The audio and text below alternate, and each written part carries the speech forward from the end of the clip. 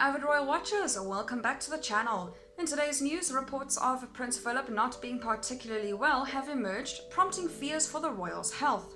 The Duke of Edinburgh is currently isolating at Windsor Castle with his wife the Queen and a selective few key staff.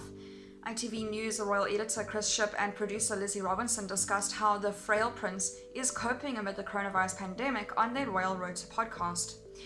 Ms. Robinson told listeners, "It's very rare to get a message from the Duke of Edinburgh. We know he retired in August 2017 and since then he has been very quiet and kept out of the public spotlight. We've seen him on occasion at big family gatherings, but we haven't had any messages from him." Mr. Shipp also said, amid all the reports that he hasn't been particularly well and that he's 98 years old, he'll be 99 in summer, and he's currently at Windsor with the Queen. It was clear that he is recognizing what's going on, however frail he might be, as you would expect people to be at 98. "He wanted to recognize the vital work being done by so many in this pandemic," he said. "Both the medical and scientific professions, which is something that's been a passion of his for so many years." Then he went through the list, which I thought was quite interesting. It wasn't just a list of NHS frontline staff, although he did mention them. He said the staff and volunteers working in food production, those keeping the postal and delivery services going. The royal editor added, he ends his message with, "and those ensuring the rubbish continues to be collected."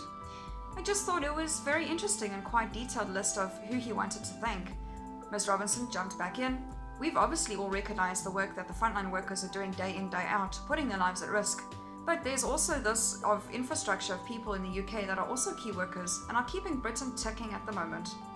Whether that's from people in food production or distribution, or the postal service or rubbish collection that allows life to continue in some sense, I think he was recognizing that. He is also still affiliated with 750 organizations, which is incredible for somebody who is 98 and retired. What type of groups that he was recognizing as helping to tackle the pandemic are types of organizations that he is still affiliated with. So the science professions, universities, research institutions, and how they're all kind of working to protect us. That is all for today's news. Thank you very much for watching. I'll see you next video.